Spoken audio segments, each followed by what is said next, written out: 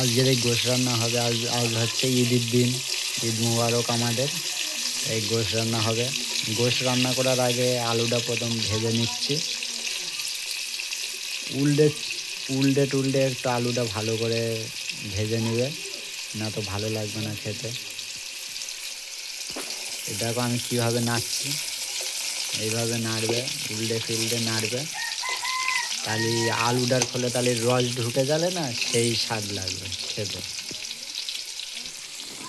তারপরে একটুকুনি এই হলুদ দিয়ে দিবে আলুতে, অল্প করে হলুদ দিয়ে নাড়বে। এইভাবে আমি যেরকম করে নাড়ছি তোমরা সবাই দেখা পাচ্ছ, এরকম করে তোমরাও নাড়বে। তোমরাও খুব সহজে বাড়ি বানিয়ে নিতে পারবে আমাদের মতন।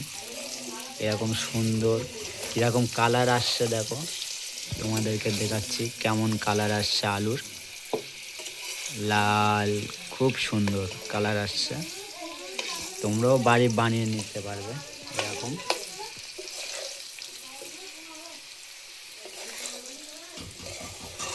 দেখা পাচ্ছ তোমরা সবাই। চ্যানেলটা সাবস্ক্রাইব করে দাও, ভিডিওটা শেয়ার করে দাও আর 5 জনের কাছে, তারা শিখে তারা যেন বাড়ি তৈরি করে খেতে পারে। লাইক কমেন্ট শেয়ার করে দাও।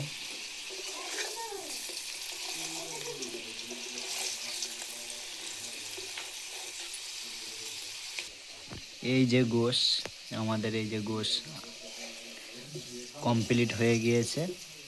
ধুয়ে নিয়ে থালায় রেখে দিয়েছি। আর মাল মশলা এই যে আছে, পেঁয়াজ আদা রসুন আছে। আর ওইদিকে আমাদের এই আলু ভাজা হচ্ছে, এই যে আলু ভাজা হচ্ছে, এই সব কমপ্লিট। এই যে গোশ, গরুর গোশ খেয়ে আজকে সেই ছাঁটান দিব মাইরি। এই মুহূর্তে আলু আমাদের কমপ্লিট হয়ে গিয়েছে ভাজা, তোমরা সবাই দেখা পাচ্ছ কত সুন্দর লাগছে। দেখো কত সুন্দর। 2 মিনিট থেকে 3 মিনিট ভাজার পরে তোমরা তুলে নিবে আলুগুনোর কালার দেখা পাচ্ছ তোমরা। আমার তো নাকে তো সেন আসছে খুব জোরে। উফ, আলুর সেনটা খুব নাকে আসছে, তোমরা দেখা পাচ্ছ কত সুন্দর আলুর কালারটা দেখো। আলুর কালার, গোশটা দেখো কত সুন্দর গোশ। এই যে দিল,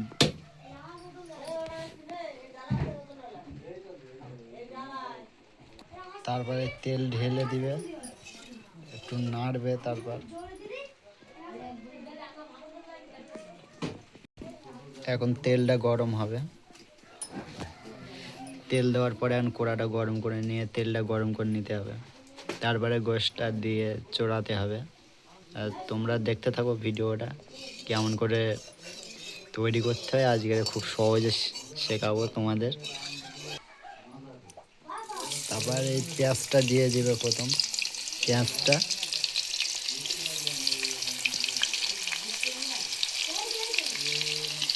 দিয়ে দেবে।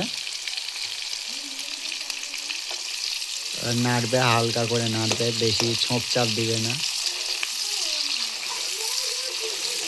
হালকা করে নাড়তে থাকবে। পেঁয়াজগুলো কি সুন্দর লাগছে দেখো। আর পেঁয়াজগুলো ভালো করে ভাজার জন্য তোমাদের তেলটার প্রয়োজন। তেলটা একটু বেশি চাপ রাখতে, না হলে তরকারিটা টেস্টিং হবে না। বাথরুমে গিয়ে আসতে হলে পেট ব্যথা করবে না। তারপরে রসুন দিয়ে দেবে, রসুনগুলো দিয়ে দেবে। রসুনগুলো দিয়ে নাড়বে পেঁয়াজের সাথে, লাল টকটকে করবে। একসঙ্গে দিবে না, প্রথম পেঁয়াজ দিয়ে নেড়ে নেড়ে নিয়ে আমার মতন লাস্টের রসুন দিয়ে নাড়বে। কি সুন্দর কালার আসছে দেখো, তোমরা দেখাই পাচ্ছ তো। দেখতে থাকো পুরো ভিডিওটা লাস্ট অবধি। আমাদের ভাজা পুরো কমপ্লিট পেঁয়াজ রসুন। এবারে গোশ দিয়ে দেবো ওর উপরে।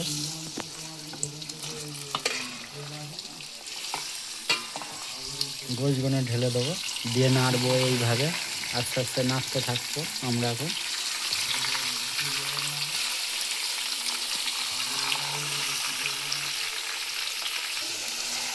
আস্তে আস্তে নাড়তে থাকছে, নেড়ে নেড়ে দেখো কালারটা কেমন এসেছে। আপনারাও এরকম করে করবে, আপনাদেরও এরকম হবে।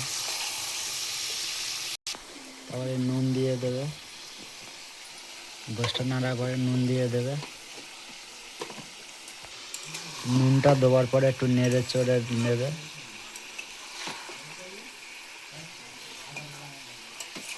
একটু নেড়ে নিবে, নুনটা দিতে হবে। নুনটা ঢুকলে গোশের খোলে ভালো লাগবে খেতে। তেজপাতা থাকলে বাড়িতে তেজপাতা দিয়ে দেবে কটা, 4-5টা দিয়ে দেবে আমাদের মতন, তাহলে তরকারিটা টেস্টে আসবে আর কি, ভালো লাগবে জালে। একবার খেলে বারবার খেতে ইচ্ছে করবে। এই নেড়ে চুড়ে নিবে তেজপাতা দেওয়ার পরে। গোশটা কীরকম কালারে আসছে দেখতে পাচ্ছ তোমরা সবাই, গোশটা দেখো। তারপরে একটু গুঁড়ো ঝাল দিয়ে দেবে।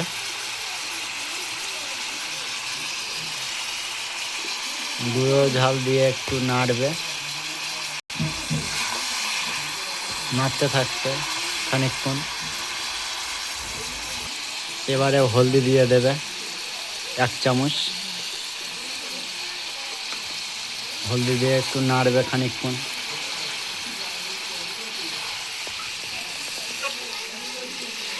কালারটা দেখতে পাচ্ছ তোমরা গোশের,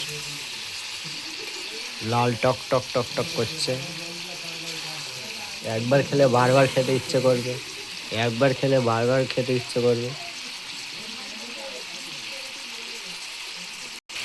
এইবার তোমরা সবাই দেখতে পাচ্ছ গোশটা কেমন লাগছে, কেমন দেখাচ্ছে গোশটা, তোমরা সবাই দেখতে পাচ্ছ গোশটা কেমন দেখাচ্ছে।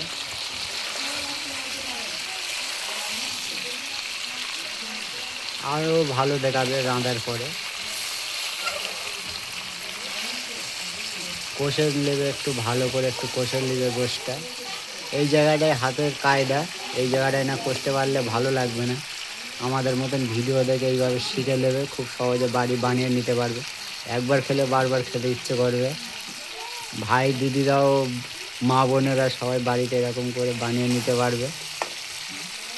আর ভিডিওটা যে লাইক করোনি এখনও, লাইক করে দিন, চ্যানেলটা সাবস্ক্রাইব করে ভিডিওটা শেয়ার করে দিন।